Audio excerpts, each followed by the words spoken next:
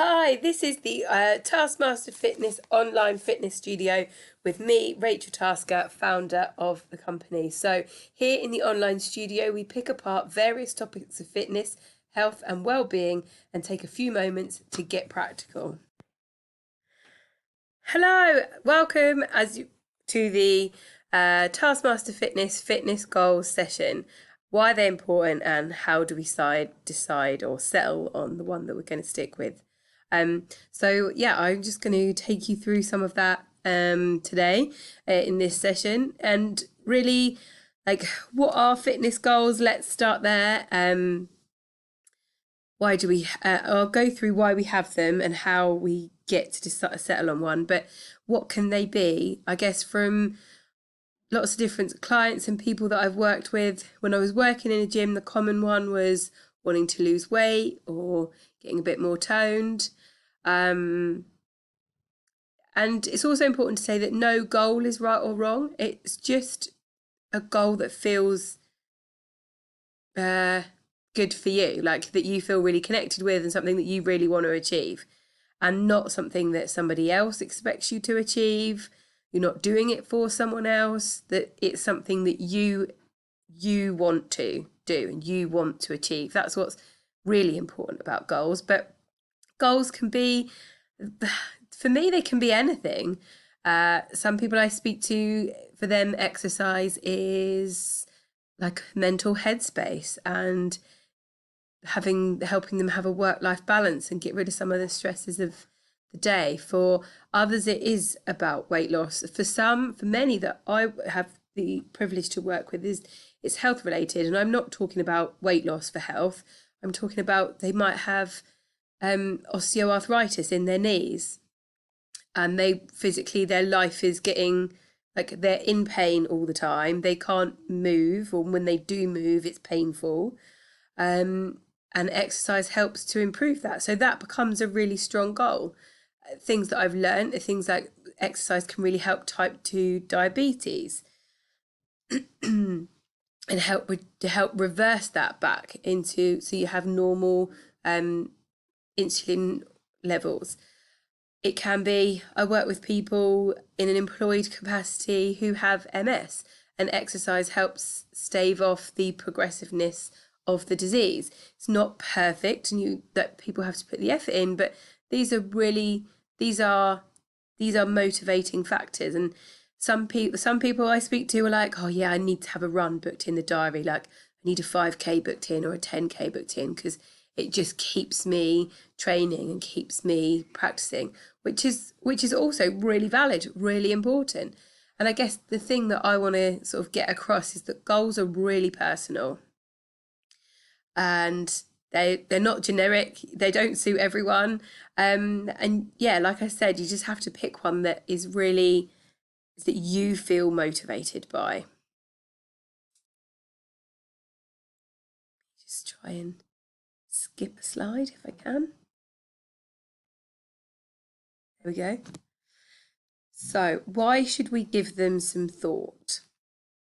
Exactly what I've just been touching on is we need to, for a goal to work or for us to see it through, we need to know why we're doing it. So weight loss is a big one.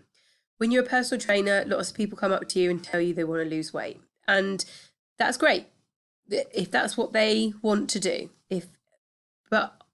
I want to know, not in a personal way, not because I'm being nosy, but why? Why do they want to lose weight? What's going to make the difference? What, if they lose weight, what do they envisage will happen next? Like, why? Because it's always the reason why you want to do something is what will actually get you there.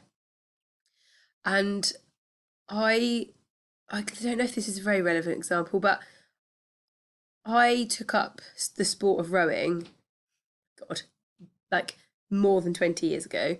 Quite embarrassing to say. More than 20 years ago. And I guess I don't know what I thought really.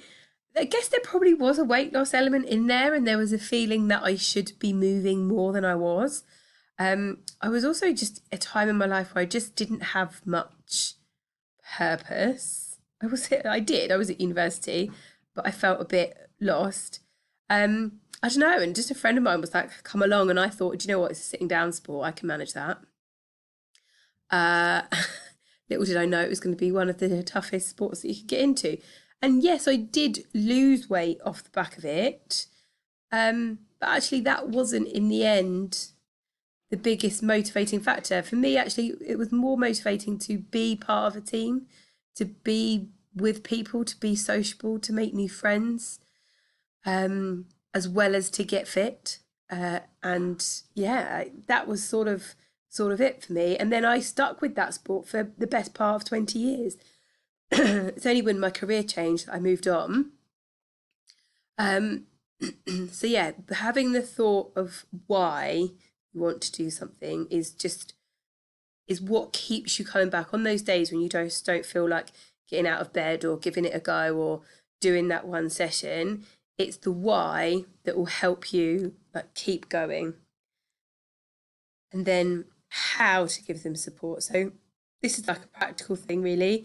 And for me, it actually starts with a pen and a bit of paper and asking yourself, like, just, I don't know, like a mind map, brainstorming, whatever you want to call it, of all the reasons why, or yeah, like just write them down or write down random goals. Like you might write down lose weight, and then that might lead you on to, because I want to get up and down from the floor to play with my kids, or I want to run around with my kids in the park, or I've got a dog and I'd really love to go to dog agility, but I don't feel as though I can.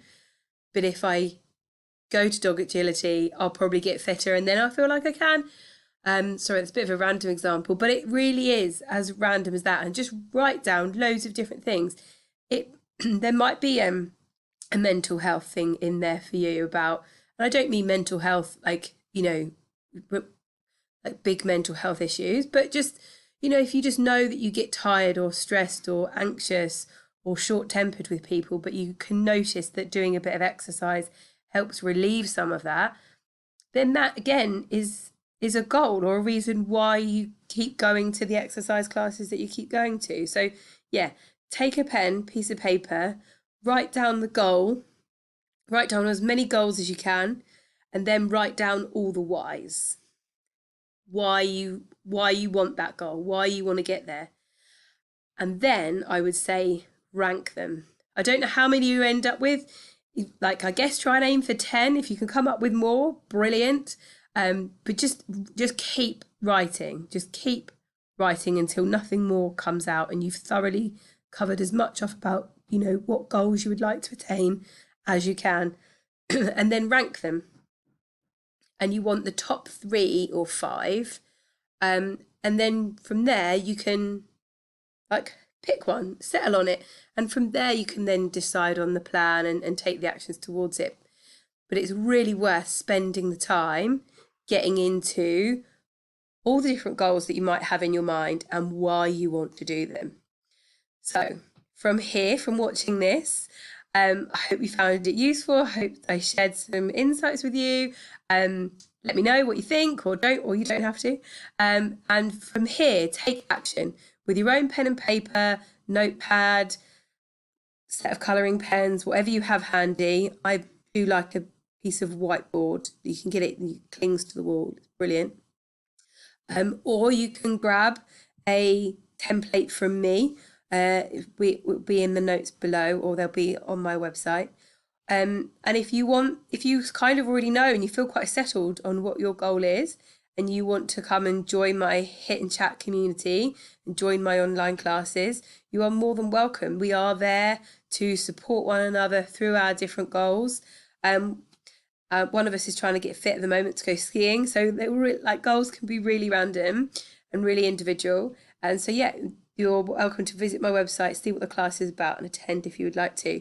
That is it from me in the online fitness studio talking about goals.